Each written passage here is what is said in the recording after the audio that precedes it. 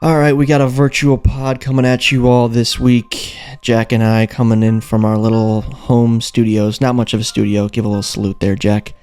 And we got Dallas Allen joining us for this episode, talking about him and his Eagles marching their way to Jerry's World for the World Series for the second consecutive year.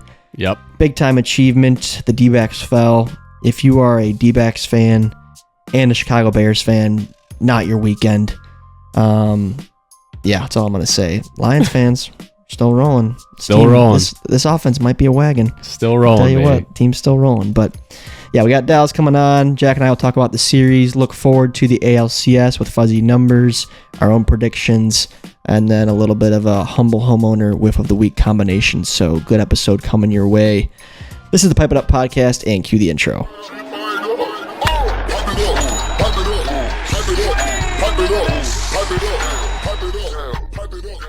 Alrighty, ladies and gentlemen, welcome back to the Pipe It Up podcast, the official podcast of MLW Wiffle Ball.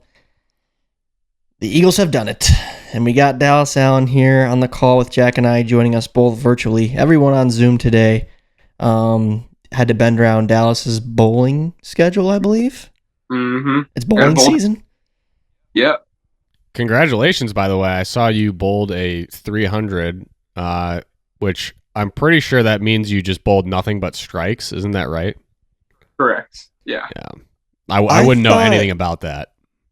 I thought that you missed the 300 by one pin, or was I wrong? No, so I shot 300 last Thursday, and yesterday I bowled a tournament and shot 299. Okay, I saw that clip on your Instagram story, I think, where the pin didn't fall. Yeah, I was like, that was for two 300s in the last 4 days. That's insane, dude. You're seeing the lanes real well right now, it sounds like. Yeah, I'm rolling it pretty well right now. That's incredible. Awesome. Good for you. That is a true achievement beyond maybe even what you're doing in MLW. But what you're doing in MLW is also very impressive.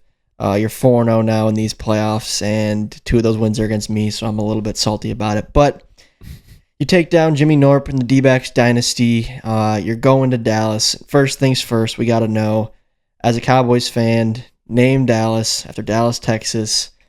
Like, how did you describe that feeling of watching Zach field that ground ball, stepping on first base, and knowing that you were heading to AT&T Stadium for the World Series? Yeah, I remember last year, Atlanta, that was a great moment because, that was the first World Series in person, but I still go back to when Kyle told me that we were playing in Dallas. I was like, dude, if I would have traded anything just to make it to Dallas this year, it's going to be an unreal experience. I've been to the stadium before. It's a beautiful stadium, and I can't wait, especially for the fans to be on the field this year. I think that's going to make the environment a lot cooler. So I don't know if we've covered this on the podcast, but I guess is that all that there is to the story? Is you're just named Dallas because your parents were Cowboys fans? Is it as simple as that? Yeah, literally, my dad has just been a diehard Cowboys fan since he was a young kid. Actually, him and my uncle were watching the Super Bowl, and my uncle was like, "I'll take the Steelers." My dad took the Cowboys, and ever since then, my dad's just been the biggest Cowboys fan of all time. So, I think I heard that story from your dad one time at a dinner. Mm-hmm. Very good. And then he raised you be a Cowboy of your own, huh?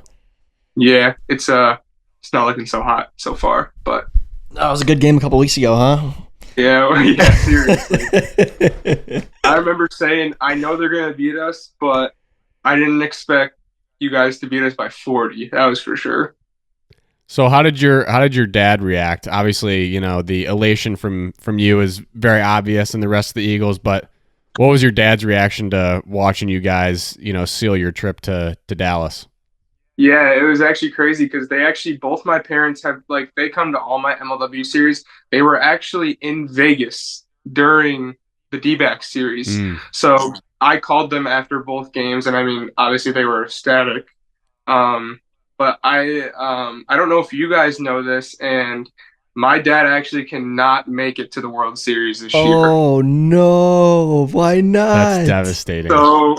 So my dad is a first-year college bowling coach, and they have a tournament that weekend.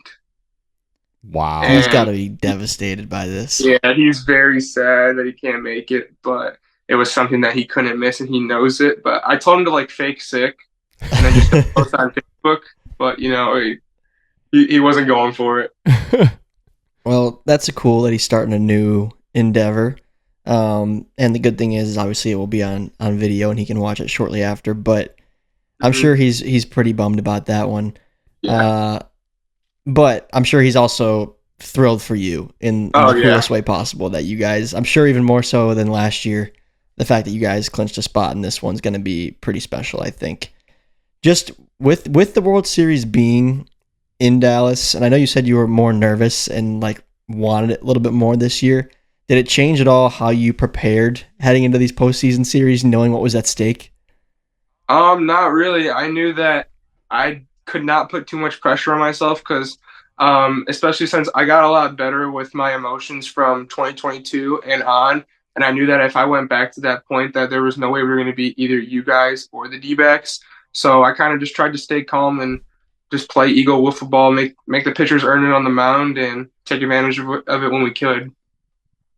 Yeah, I could definitely see watching these past few series for you guys, even compared to sometimes during the regular season this year. It looks to me like you're letting the game come to you a little bit more on the mound, but really more at the plate.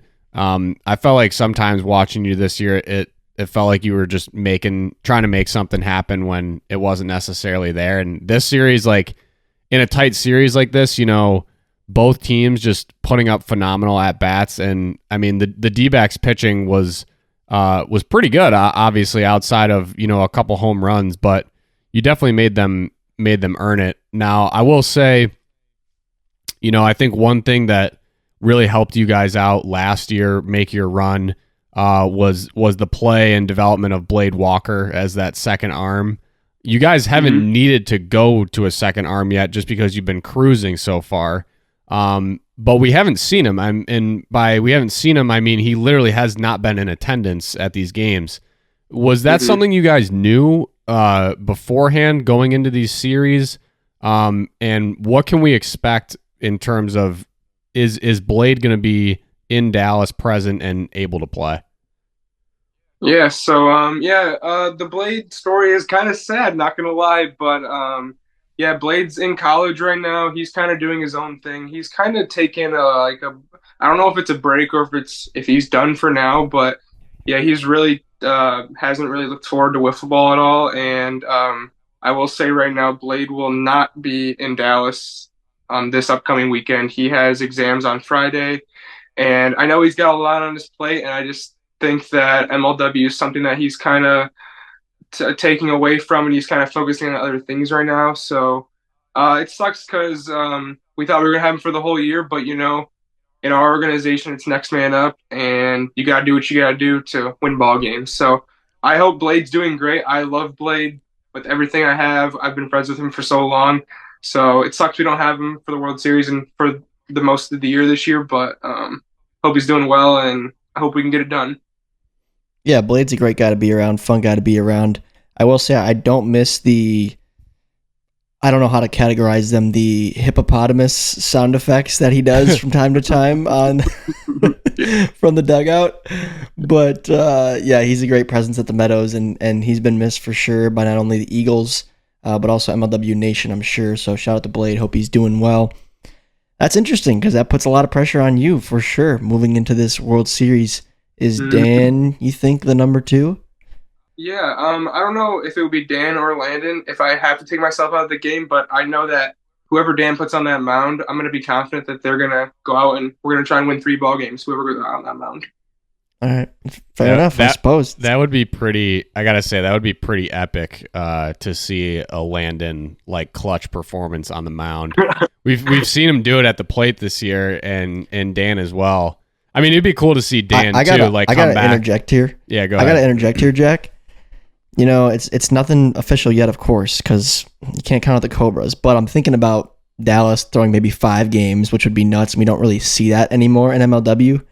Imagine if we had Dallas and Ryan just go duel. 5 games, both of them. That would be insane, like vintage MLW Colts Field type stuff. That'd be pretty cool. I mean, That'd be an instant classic. If we got 5 games of that would be an instant classic for sure. I did want to touch on just the offensive support. I mean, hats off to Dan for really just crafting like this whole team in the lineup, but also unlike, myself and my co-host here, doing just a phenomenal job like as a player manager. Statistically, I mean, he's been having like an unbelievable season. I guess what does it mean to you, and like what can you say about the offensive support that you've got from Dan, Landon, really the whole team this year? Yeah, I mean, it's nice knowing that you have 4 guys behind you, including myself, that can go out and get on base and that we can capitalize for each other. I was struggling a lot at the beginning of the year, but I talked to Dan a little bit about taking more pitches. That's what Dan likes to do. But I was just kind of following Dan, and he helped me get back on my hitting streak, and I hit really well in the D-back series. So hopefully, whoever we play, Cobras or Preds in the World Series, I can have a good eye and capitalize on some pitches. Hopefully, the pitchers miss there. Yeah, I have no doubt that the Eagles' offense is going to produce likely more than they did last year. But you never know. RJ locked in last year. A guy like Ryan, he's a great pitcher. Caden Irwin's getting hot right now if the Cobras make it. Like, it's tough, and the pressure is a little bit different. When you're in the World Series like that, if a pitcher gets hot with a certain ball, it's tough to rebuild momentum. So I'm curious to see who you guys play, what unfolds. But pretty much you're looking at Ryan Kratch, maybe a Levi Fleer, a Caden Irwin, Baranowski, maybe the Baranowski brothers. Those are kind of the potential arms that you all are preparing for the Eastern Eagles. One person we haven't talked about a lot about on your team, a player, is Carson Urgitis, and it was funny how Kyle and I think Dan even gave him a shout out in the post-game interview of the NLCS. What role does Carson play in the dugout for the Eagles? Obviously, he's not a major contributor on the field.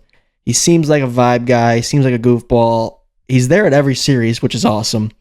But what does Carson do in the dugout behind the scenes? Yeah, Carson's literally just like what you said. He is our vibe guy. He keeps us up even when we're down. Glue guy?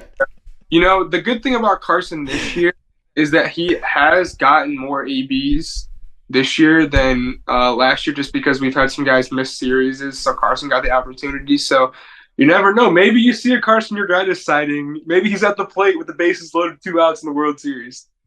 Oh, gosh. Don't count him out. He's got plenty of visual reps watching his brother just hit bombs. A lot of visual reps. Yeah, a lot of visual. Sometimes the visualization, those are just as important as the actual reps themselves. So, I wouldn't count Carson out either. Anytime you got a guy with that attitude that consistently shows up and maintains that positive attitude, I got nothing but great things to say about that. Glue guy.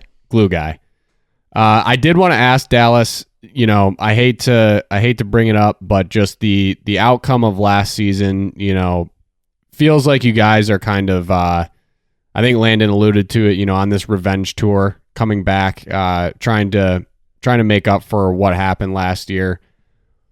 Do you think that series outcome almost gives you guys a leg up, in this World Series in terms of going through that experience, knowing what it takes to close out a 5-game series?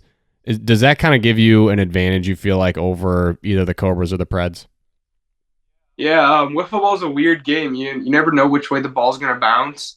But yeah, I think that playing last year in the World Series and seeing what you guys did to us last year and how we blew the 2-0 lead, I think it does give us a little more chip on our shoulder to come back even stronger this year in the World Series and kind of feed off the energy of the fans. But, you just got to play wiffle ball, and the ball's going to bounce one way. You just got to, hopefully you can capitalize on situations and get the big hit there. So, if I was a man to make predictions, Jack, I would say I think it 100% benefits them. It's a great question to ask, just because you don't think that you can be a team that can blow a 2-0 lead until you do blow a 2-0 lead, and you experience that and how quickly things can change. So I just think if the Eagles do get a 2-0 series lead in this year's series, I'd put all the money in the world on them for a Game 3 win and a sweep, just to keep their foot on the absolute gas pedal, not let up, not change a thing. Not saying they didn't last year, but I think a lot of it's mental, right? Yeah. You just become very, not complacent, but I'll even admit, like, last year when I had a walk-off against you, Dallas, in the playoffs, I remember rounding the bases thinking, like the chances of us going to the World Series are so much higher now. But, you still got to play the games. I think maybe that mindset didn't help me in the rest of the series just because it felt like a weight had coming off my shoulders when I made that play happen. But then you're probably less locked in. Who knows? But just something to consider for sure. Yeah, it's definitely like you said there. Like I feel like once we got that 2-0 lead, I think we got like I don't want to say too relaxed because you definitely want to play wiffle ball relaxed and not too stressful. But I feel like we got, at least myself, maybe got a little too confident that okay, we have 3 games left. Obviously, we're going to get one of them at some. And then you realize you lose game 3, you lose game 4. You're like, oh crap, game 5. Like now you're here, and then AJ hits that home run, and all like the momentum is way off your side there. Yeah, for sure. I mean, I would also just kind of flip that on its head too, Tom, where if either team, but especially the Eagles, seeing that someone else was able to do it to them, if they find themselves in a hole, down 1-0 or down 2-0 in this World Series, I mean, they know anything's possible, right? It's been done before. I mean, if there's a team to do it, the Eagles can do it too. So I think that should give you guys some confidence as well, and just keep that mentality, right? Like that you're just never out of it. I mean, with how consistently you guys are able to get on base, it seems like, anything's possible here for this team. So yeah, that's well said. I agree, Jack. I didn't think about it in that regard. But I 100% think it's like, all right, boys, like this was us last year, anything can happen. Right. So I agree. It does kind of work both ways for them. And I think the Preds and the Cobras, having not played in the World Series here in the last couple seasons, will definitely benefit the Eagles in that regard, no matter who their opponent is. Dallas. To wrap things up here, I wanted to ask you too about your Dallas Cowboys in terms of if you could meet one Cowboys player, who do you think it would be and why? Current player. Let's say current player. Okay, that was my question. Because if it wasn't current, I was going to say Tony Romo 100%. Okay, why Romo? Well, okay, so my dad's favorite player growing up was Tony Romo, so I kind of backed off of him. I have a Romo jersey. I'll probably be wearing it in pregame shots on Saturday. And then, obviously, a lot of people hate his commentating. But I don't know, Jim. I do love Romo's commentating. I thought he was a great quarterback. I thought he never had a defense behind him that could get us to a Super Bowl. But current Cowboys player, I would probably say Micah Parsons, just because, I mean, there's not really a Cowboy, honestly, this year that I have like a ton of love to. I love Brandon Aubrey. I love our kicker. He's our best player right now. But yeah, Micah's just so determined, and I feel like he's one of our best players, and I think it'd be so learned to just talk to him and like kind of learn what he thinks when he's on the field, what his next move is, kind of something like that. Just destroy. Just destroy. That's his thoughts. That guy's a monster. Oh, Jim, I don't know. Let's take another look here. It's going to be close. Oh, is he going to get it? I don't know, Jim. That was pretty good. I will say, like, Tony Romo, when he first started commentating, I was like, this is great. This is fantastic. I mean, this guy can't stop just, calling the plays. Yeah. Like, this is amazing. And then, I still think he is better than some commentators, but I think it almost like the reverse happened where it gave me an appreciation for some of the announcers who like don't try to do that, who don't go out and like try to predict every single play. They kind of just like narrate the game as if it's just like a movie instead of trying to predict what's going to happen. But I do like, I think he is better than some for sure. I think Romo does a pretty good job. He's an easy one to make fun of because of just the way he talks. But exactly, I mean, a lot of guys are. Right, That's we just are the reality both of the job. We are too. Both for of us sure. on this podcast. Like I think I'd prefer Romo over Collinsworth. Because Collinsworth just loves Patrick Mahomes. Yeah. For some Jack, I want to hear Jack's Collinsworth. Put me on the spot. You know, you got a guy, Patrick Mahomes. I don't know. That wasn't bad. He's got a little more rasp, I feel like. Yeah, a little more. I'm trying I to don't think. How did he make that play? Yeah. Only he can do that. You have got to be kidding me. This is a guy Yeah, who... there you go. There you go. For Odell's catch. That might be the greatest catch I've ever seen. You have got to be kidding me.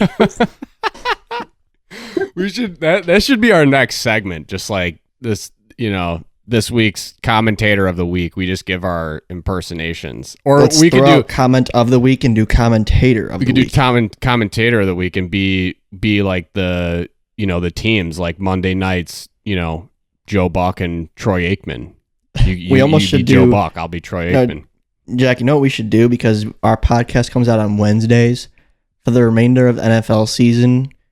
We'll have to maybe do our Herb Street and what's his name? What's Michaels. Last name? Herb Street and Al Michaels. We'll do a fake pregame for Thursday Night Football for Al Michaels and Kirk Herb Street. You know the game. The game's really getting out of hand when Al Michaels is just like making it very obvious how bored he is watching the game. Like, I think that Al's like me in terms of Al's old. He's not like me in that sense, like, but he acts old. Like, that Thursday night game, up. dude. Yeah, 11:30 at night. He's ready to go to bed. And some of those games are no good. Yeah, no. There's I been a don't couple blame bad the guy. ones. Yeah, I don't blame the guy one bit. Well, thank you, Dallas, for joining us tonight. Hey, Tom, can I say one more thing? Oh yeah. Okay, so I've been in the works with Kyle for the World Series, and so everybody that's listening, this was my idea, and Kyle gave me the green light. So at the World Series, obviously we made it. So to any fans that purchased an MLW meet and greet ticket, I am going to be selecting one lucky fan, and I'm going to send them a Banana Ball shirt for free. Nice. So if you attend the World Series, I will pick one random fan that comes through the line, and I will get me and Kyle will get your info, and I will ship that Banana Ball shirt to you following the World Series when I get back. Money. Beautiful. So are you gonna sign the signature that's on the Banana Ball jersey or shirt? Isn't there a signature on that shirt? Yeah, there is a signature underneath. But maybe I'll make that up to whoever that lucky fan might be. We'd have to double ship it to Dallas and then ship it to the fan. Oh, true. You can just trace it. Dallas can just trace it. Right, exactly. Children's project. That's what I was thinking. Yeah, perfect. Okay, well, Dallas, thanks again, dude. That's awesome, Congratulations on a great series, and that is very cool. You're doing a giveaway, but you took down two juggernauts, the Mallards and the D-backs, and people have been very, very high in the NL the entire year. So we knew it would be a challenge to accomplish, and you all did it. And of course, it wasn't just you; it was your whole team. But you were definitely an essential component of that World Series run. So congratulations to you, and good luck this weekend at AT&T Stadium. Thanks, Tom. See you, Greg. All right. Thanks again to Dallas for joining us and listening to our shenanigans. Let's get to the comment of the week real quick here, Jack. This one goes a shout out to the Alaska Wiffle Ball League, a former sponsor of Pipe It Up, Jack, if you recall. And we got a perfect bracket in the works here for the postseason. Okay. So I'm assuming this is Hunter from the Alaska Wiffle Ball League. He said, I had the Cobras over the Magic, Eagles over the Mallards, Eagles over the D-backs, and he has Preds over Cobras, with the Eagles winning the World Series. Hopefully they get the job done. This squad deserves it after all these years. He's 2 picks away. Yeah. From a little perfect bracket in the postseason. And statistically speaking, I like his picks, but we'll see what happens. I think he's got a good shot. I must say, I should be probably rooting for the AL, but this Eagles team, man, it's just, I want to see them do it. I think it would be just a great story, after last year, the way that we beat them, for them to come back and make it there and win. I just think it'd be a cool sports story. So, yeah, but perfect bracket watch. Alert, it's hard for me. Yeah, alert. I think it's hard for me to not root for the Cobras at this point because they've never won one. But really, all three teams here, the Preds haven't won since 2019. The Eagles haven't won since 2016. So like no one's really won in this, like in the Norp era at least, which is definitely an era of its own, right? Yep. So you're looking at a lot of new folks are going to be winning a ring, and it's been a long time. So I'm honestly just excited for all three of these teams still in contention here, just because it's all well deserved, and it's not easy to win in this league, and just something fresh. I love the parody of MLW. Yeah. No, for sure. Any final comments, Jack, on the series? We didn't talk a lot about it in detail, besides the questions we asked Dallas. I just thought that I was a little bit upset and felt for Trey and even Jimmy. I feel like neither one of them really had their ace stuff. Jimmy had some location issues in the first inning of game 1 that ultimately led to a run coming across. Same thing for Trey to start game 2. I hate that for the players, hate that for the fans. It's always a bummer when your guys don't have their best stuff in a must-win series. Yeah, I did feel for the Diamondbacks. I felt kind of similar in the way that we got kicked out against the Cobras, where, they kind of like Jimmy said, it's like they played pretty well, but just couldn't get the one big hit. They couldn't get the one run across. Just that one momentum swing wasn't there, but it was there to be had, and it just, it didn't fall their way. So I felt for him in that sense. I did want to just kind of like elaborate on, giving Dan his flowers. I just think he's done such a phenomenal job this year putting this team together. Him and I both elected not to draft people after last year's teams that we built, and he obviously was able to get his team back to the World Series with the same lineup, even minus, Blade, who hasn't been around as much. And it feels like, love Blade, but it's almost like they're not even missing him. They're just rolling along. They're rolling right along. So I think Dan deserves a lot of props. I mean, in my mind, it's tough to think of another guy who would win Manager of the Year. So hats off to Dan. I mean, it was clinical Eagles wiffle ball. It was fantastic defense, scrappy hitting, executing, when they needed to, and the pitching was great. So hats off to them.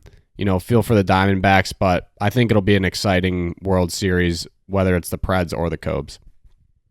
Yeah, I agree. And yeah, Jack, the Eagles defense is just a wagon. I mean, we've raved so much about the Diamondbacks defense these last 4 seasons. The Eagles are flawless right now. There was a force out, I think it was in game 2, that Dan went to Dallas at third base with Jimmy running, and it was just unbelievable. I mean, that play is so tough to make in a high pressure situation. Just incredible, man. They don't make mistakes. I think Zach said he booted one, but tough play over there. They are surgical on defense, and I don't think we've given them enough credit for that in the past. I mean, we have, but not to the extent of the D-backs defense, I think. And to me, the Eagles right now are playing the best in MLW. Yeah. Again, I think that's a lot of ability for sure, but also just like the coordination and communication coming from Dan, coming from Dallas. They're all on the same page. So that stuff all factors in. Yeah, 100%. And not only is Dan managing his team well and, getting the most out of the pieces that he's developed over years and years and years, and everyone's playing so good, but also he's playing really well. He is. He's phenomenal. And again, I think that should be talked about more, honestly, in the Manager of the Year conversation. Now that we're getting older, Jack, and struggling a bit, it's tough to manage well and play well. Like, that's part of the skill. That's part of the skill of it. And he's playing better than anybody right now. No, it all goes into it. And it's, again, like I said, it's hard to point to someone else and say, they deserve that spot. More than Dan. Drew, maybe. If they Drew, get maybe. there, it's hard. Drew, if they Drew make it there series, and they win, then yeah. If they win for sure, I mean, even to get to this point, they could get swept for all I care against the Preds, and I'd still be volleying for Drew. Maybe not over Dan. If they do win this thing, it's just too poetic for Dan. But yeah. Drew has done one heck of a job. So I am. That's true. I have emotional ties to the Preds too, but I am pulling for Drew in a sense that what he's done has been pretty remarkable. So yeah. No, agreed. It's time to get fuzzy with fuzzy numbers. This segment, of course, is brought to you by our friends over at Shed Ball. Shed Ball is a professional mini hoop basketball league with a 9-inch rim, 4-inch foam ball, and 8-foot rim height. They have players, GMs, and real dollar contracts. Shed ball. It's funny because it's serious. The first 3 episodes of Season 1 are on YouTube now, and when new content arrives, you will hear about it first right here on Pipe It Up. Again, I've been preaching it, but the commissioner, Tim Whalen, who we'll hear from in a second, has over 300 gigs of footage ready to go. 40 games that are awaiting upload and being edited, and you will hear about it first here, of course, when those things do go live. So I'll make sure to let you guys know to check it all out.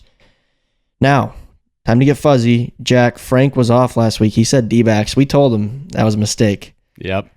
I'm interested to see if he has some other excuses about why he got it wrong. He was full of excuses. He had some attitude last week, didn't he? Yeah, he did have some tood. He had a little bit of tood. He had a little tood last week. Let's see what he's got to say. Let's see what he's got to say this week. Well, boys, we've got another win for humanity. Fuzzy Frank just got his 4th game wrong in a row when he picked the D-backs over the Eagles. Dallas is indeed heading to Dallas. And now we've got the ALCS. Fuzzy Frank's been high on the Preds all year long, and he doesn't turn back now. He's got Preds sweeping the Cobras. He's got Warda with 5 RBIs, and you can tailor fade that. All right. Thank you, Fuzzy Frank. A little less attitude, which was good. Yep. And he apologized for being wrong. But and I think if Frank truly is a numbies guy like ourselves, I do not fault him one bit for going Preds this week. Yeah, I'm gonna have to ride with them. I'm gonna tail him.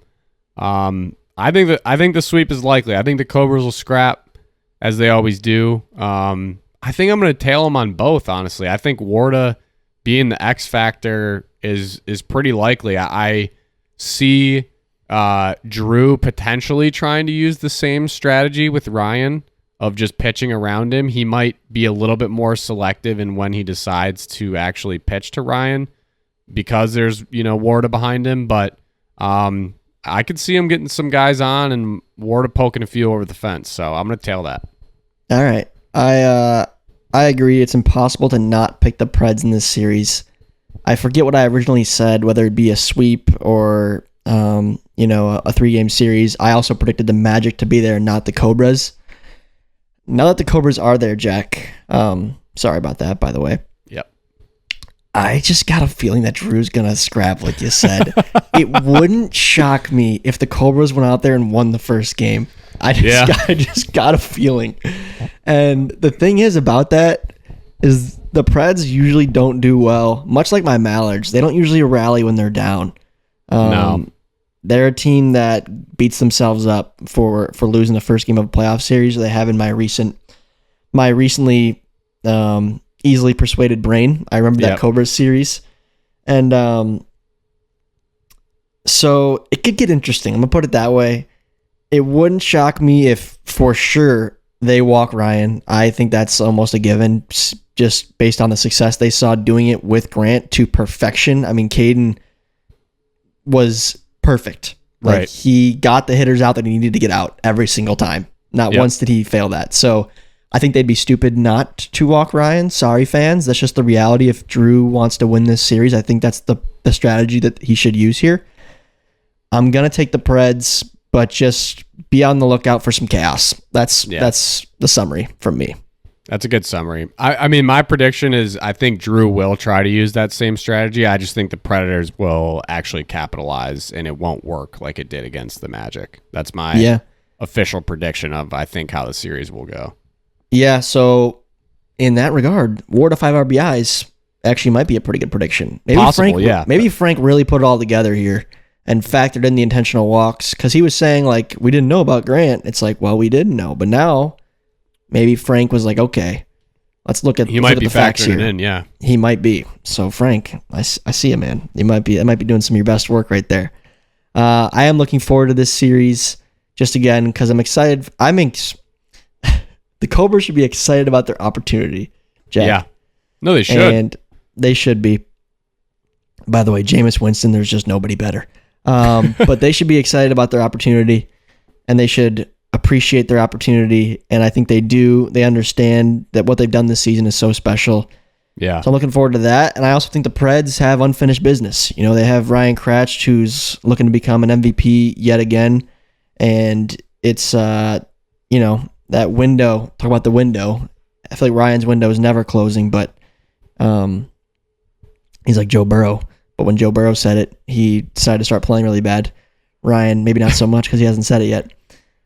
But I think the Preds just have a lot to prove in terms of getting that second ring. I think that's a big staple of Ryan's career, Alex's career, Brennan's career. You know, these are longtime veterans who caught fire in 2019 and haven't found the same magic since. So there's a lot of cool storylines here, you know, either way. No, for sure. I think they're two of the most fun teams to watch. I'm a little bit biased. I've got, you know, some personal friends on the Predators, obviously, and I think they're electric to watch. Any game, any series that Ryan's playing in is obviously electric. And then the Cobras are just, they're electrically chaotic in a way. Like that, you know, every video they put out has something exciting. So I think this might be the best postseason series out of the four I think that we've seen so far. Yeah, I would like to agree with that. I think it'll be the most exciting. We've only seen sweeps so far, and I think this would be one that would be fun to see go 3 games for sure. Yeah, it would. No, I definitely would. It definitely would. So I'm looking forward to it. I hope the fans are excited. And it's also cool because as a fan, you know, you're getting, especially if you're going to the World Series on Saturday, you're getting this ALCS series on Friday, and then the very next day, you're seeing the two teams square off in Dallas. So that's pretty cool. Yep. No, it's going to be great. I like that. Different than last year. Okay. Any more comments on the ALCS, Jack? I don't think so. Good luck to both of those teams. Wish well we were said. there. That's nice of you. I wish you were there too. How about any updates, Jack, in the world of a humble homeowner? Sure. There always are, man. I think this segment, like, I thought about it, like, just because it was, you know, new. It was something new going on that I felt like I had a lot to talk about, and I feel like this segment could literally go for eternity. I guess in conjunction, sort of like a whiff of the week. In our front yard, we have. So this is a homeowner's whiff. This is a humbled homeowner / like whiff of the week. Wow. Putting it all together. Putting it all together. In our front yard, we have, and I'll send a picture after this because it's actually like comical, but we have a massive, massive oak tree like right in the front of our house. And it's very nice because our house actually doesn't have air conditioning. So like in the summer, it's very shaded from this tree. So the tree giveth and the tree taketh away. So now with fall happening, if any of you guys are familiar with fall in the Midwest and oak trees, there are leaves everywhere, man. So I ordered off Amazon a leaf blower, like just an electric one that I had like a battery for, and I was like, you know, this will help me. Like I should be able to kind of clean these up, you know, quicker. This was just a gross miscalculation on my part in terms of like how many leaves that there actually are and how much like, and this is not a big yard, mind you. It's so many leaves. So this leaf blower, it will come in handy for certain situations, but this is not the caliber leaf blower that is going to let me clean up my yard very quickly. So I basically spent the money on the leaf blower and then ended up having to go buy a rake anyway to do the job with a rake because that was what was required. And I'll send you a picture of like the pile of leaves that I have stacked around the trunk of the oak tree right now. Because it is a pretty funny sight, but yeah, that was kind of my whiff, just like really not understanding what goes into cleaning up leaves and how many leaves would. I mean, literally yesterday I was on my roof using this leaf blower to like get leaves off my roof and out of my gutters and like the whole thing. So, kind of a whiff. Also, just like humbled homeowner because it's like welcome to reality. Like I was looking forward yesterday to like coming home and maybe catching some of the afternoon games for football. And I was like, nope, like you can't even see a blade of grass in your yard. There's that many leaves. So yeah, that's tough. I had to rake the leaves. I was able to finish, and because that Chicago Washington game took so long. I was able to catch the end of it, and it was such an unbelievable ending. So that was my NFL excitement for the day. But yeah, that's my, I guess, mashup of our two segments there. Yeah, I'm gonna say this in the intro of this episode. So if you listen to the whole thing, you already heard this. But yeah, if you were a Bears fan and a D-backs fan, MLW D-backs fan, that is, rough weekend for you. That was unbelievable. I saw it live too, and same, I dude. could not crazy. believe it. It was nuts. It was. I so love the crazy. NFL. I love the NFL so much. Possibly the best instant karma thing I've ever seen in my life. Yeah. From a professional athlete. Oh yeah. Let's hear this, Jack. Rank for me: shoveling snow, raking leaves, cutting grass. Oh, I think it's easy for me. yeah, I think that's very easy. I'm gonna go one is cutting grass. I'd cut grass all day. It's satisfying, and you're moving around. Like it's not really that difficult, especially if you're on like a sitting lawnmower. And then 2, I'm gonna go with it's a little harder, but I think I'm gonna go with raking leaves, just because the snow, like having to like get all dressed up in your snow gear to get out early in the morning when it's dark out and like shovel the snow that's a process. Like raking the leaves, I think is annoying, but if you have a snow blower, that's a different story, because that's fun. That's another we're satisfying saying thing. push mower, shovel, and rake. Those are your tools.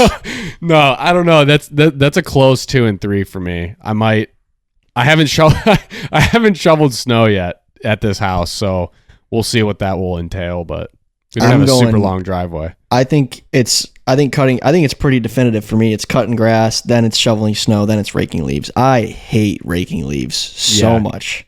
See, so the thing much. is I'm looking at this pile going like, raking them wasn't really the hard part. It's like, what do I do with all these leaves now? It's just so much more real estate too. Snow, like if you have a long driveway, and it's harder labor, but usually it's quicker. No, I agree. I agree. It's just raking the process leaves can be of a day. If you got a big lot, it's gonna be a day. Good, and then the next morning it might be just as bad outside again. No, the good thing is we don't have that big of a lot. But it's really funny because there's a lot of dense like oak trees in the neighborhood that we live in. So like yesterday, literally, half of the neighborhood was outside like raking leaves. Like it was a pretty funny sight. But that's the time of the year, man. Time of the year. You thought you were gonna watch football. You're gonna nope. I know, you're that's doing the yard thing work. too about the snow shoveling. Usually it's like college football's done. It's just NFL, so you can usually manage that in a quicker time frame and not miss any football. But yeah, I don't know if I have a humble whiff this week, Jack, to share with you. I'm trying to think and rack my brain a little bit. I had plenty of little whiffs here and there. Like today, I cut open. You know me, I'm a food guy, Jack. I'm a big food guy. you're a foodie. And as someone who looks forward to eating all the time, and I eat pretty healthy, but there's certain things I like more than others. Waffles.